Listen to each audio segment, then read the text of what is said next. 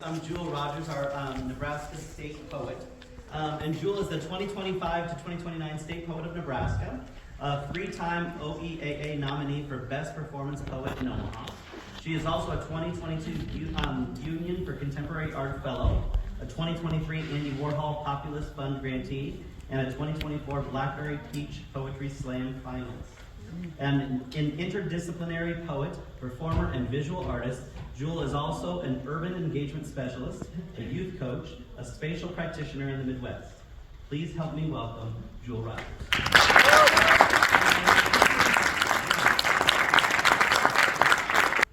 When I became state poet, sometimes I would go into a room and someone would say, "Congratulations!" And I'd be like, "Thanks." And they'd be like, "Oh," someone else would be like, "Oh, she's got a poem for us today," but she didn't. And eventually it started to frustrate me because it started to happen so often. I'm like, wow, the poetry isn't a joke. The things that I'm saying isn't a joke. It's not a joke. And I guess I just feel the need to say this piece. So on three, we're just gonna say new stuff, okay? 1, 2, 3. New stuff. I can't wait to show someone. That's hilarious. Oh, when the poetry is a joke. Let's all make a joke of me.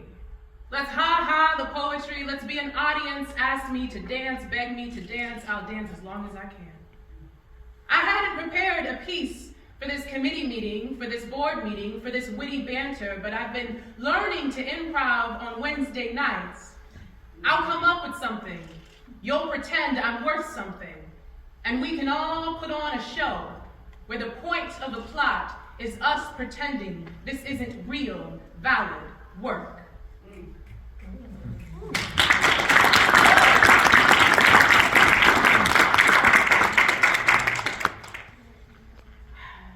So a little bit about me.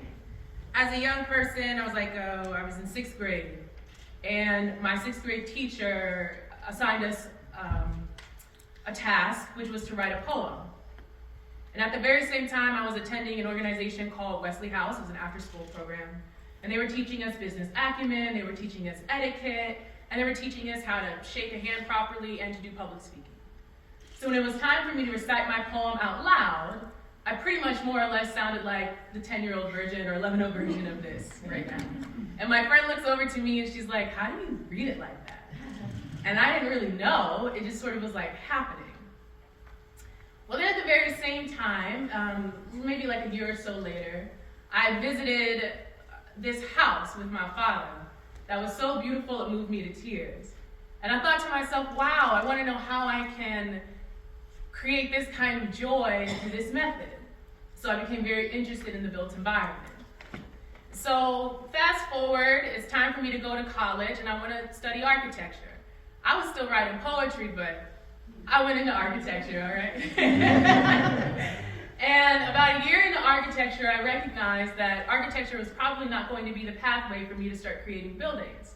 Because I started to learn that a lot of times money was making things happen. You have to, at some point, pay for the thing. So I switched my major, got a degree in business. I minored in community and regional planning. I got a certificate in civic engagement. And I said, okay, well, I need to learn how to make buildings. At the very same time, I was still doing poetry. I was on the slam team. We were traveling around doing the whole thing. Well, then I went to New York to get my master's in real estate development. And the day that I got there, the woman I was supposed to be living with got evicted, or was in the process of being evicted. I will say she was in the wrong. She done some very crazy things, and it was everything just upon arrival was just going down. It was nuts in there, okay? So no sooner than I get there, all of a sudden now I'm living out of Airbnbs for 6 months. And my financial aid at the time fell through, so I lost that as well. So I got there and just sort of was like, oh, I have no idea what's going on. This is crazy. And I wrote this poem around that time. It's called Resilience. A young man asks me to write a poem about not giving up. I tell him This poem is written every time the sun rises and I am still alive enough to see it. I tell him this poem sounds like silence in response to the question, don't you give up yet, looks like. I don't know where I am going, but I'll be damned if I lay down.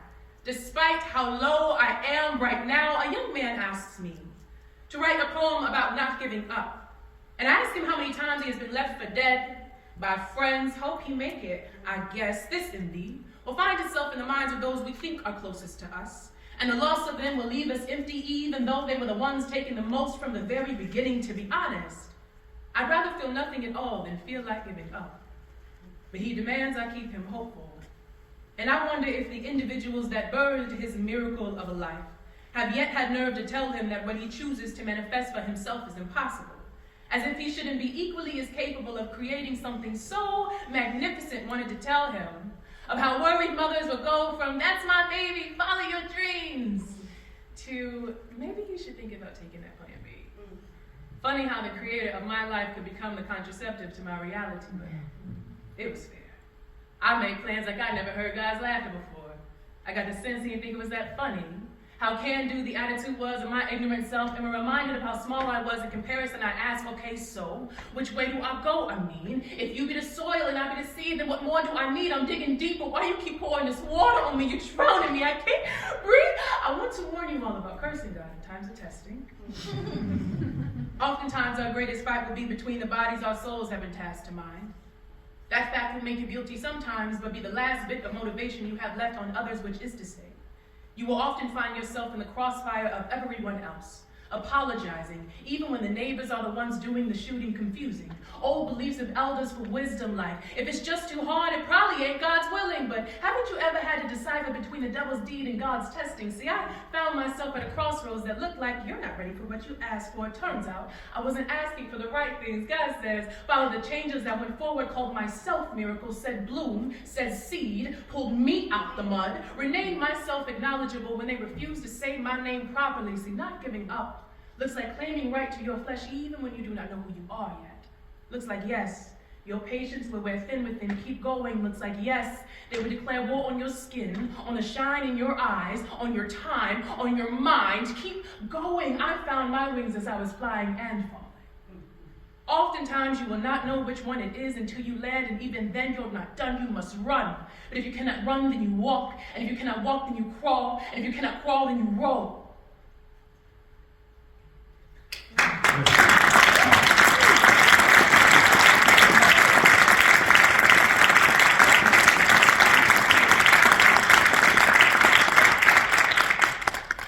Well, eventually everything worked out. I got my degree.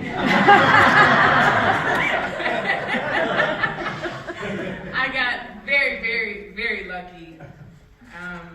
In the last Airbnb I stayed at, the one who was caring for the property was going back to Brazil. So I asked the property owner if I could take that position, and she said yes. And that was my first entry into housing, finally, and then I was able to start my degree. And then I applied for a resident assistant position, and I got that. And that housing carried me through the rest of my life. Then I came home with this newfound knowledge about real estate development, and all of a sudden, all the things that I believed in and knew so certainly that were true weren't true anymore. And I started to get a new knowledge about all of the complexities that are involved in real estate development. I started to better understand why we didn't have more affordable housing. I started to better understand the cultural shifts and economic shifts and the social shifts behind gentrification. It just was so much. And I remember being at this city council meeting where a good friend of mine was upset about a project that was going through. And she was like, I don't understand why they don't just do this. I don't understand. And I couldn't say too much because I understood that she wasn't really in a space to be listening, right? But I knew why they couldn't do X, Y, and Z. I could kind of get it. And why they didn't necessarily make it right, I just understood. So I wrote this poem. It's called Redline. It's more than you think.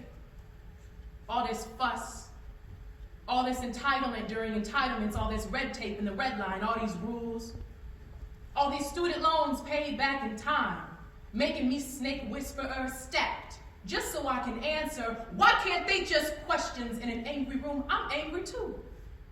Future too bright to say I'm empty-handed, but I still don't have much. Hard work and burnout disguised as opportunities keep me prayed up. And you think I think I'm better than somebody. I just want more. So I learn more, and my heart breaks the same. The more money I make, the less free I feel. I give out my time like currency, and I am broke. Trying to learn a different language than my daddy spoke. Privilege, so here goes me. Fluent in the language of they. Fluent in the accusations they say. Why can't they just? And I think back to all I learned. How hard it is to give what you are asking. I have learned the hard way that you may not want what you are asking for, but I don't say much, because you ain't trying to hear that. I was born fluent in the language of you. I get it. I get it. I get it.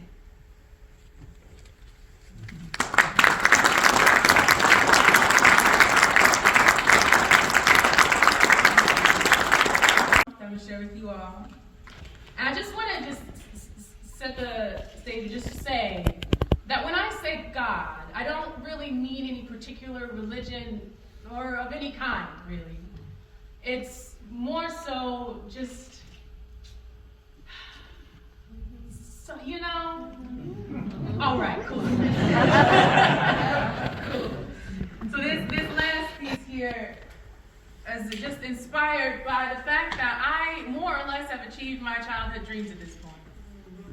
I work at a real estate company, and I'm involved in shaping the built environment. I do financial analysis at this time. I have more grander aspirations about local development in my neighborhood, which is the kind of impact I've always wanted to have.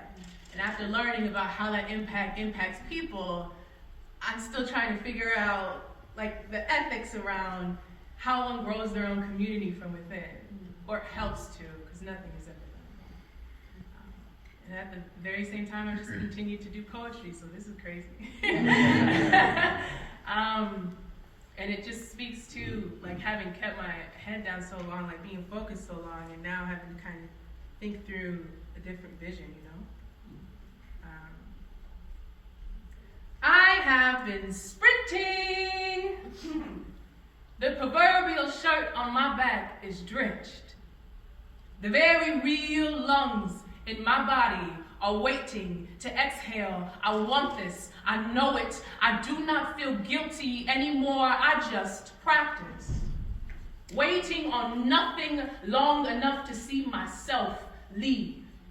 There will be no apology. This is all that I carry. This weight, this apple seed, this godsend, this holy multiplier God calls me many things, tells me to believe, tells me not to get too wrapped up, but I am surrounded by horizons that can't let go of me. Shock me. And why should I stop now? Who is making the rules in this country? Who has broken the rules in this country and survived?